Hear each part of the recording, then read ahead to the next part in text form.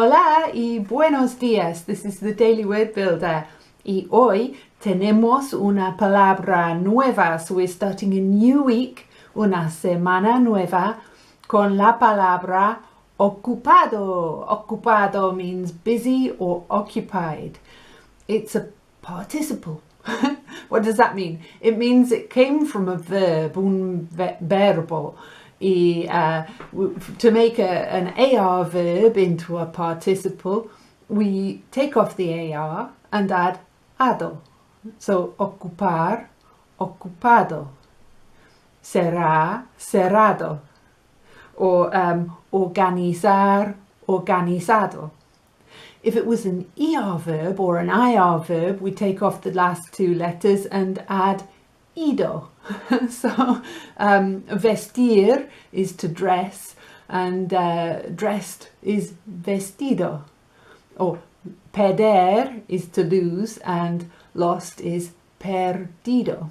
Okay, but we're looking at ocupado, and all of these words are going to be used with estar. So estoy ocupada, estás ocupado, está ocupado, estamos ocupados, estáis ocupadas, talking to maybe un par de mujeres, or están, sí, están ocupadas. So that's the verb estar.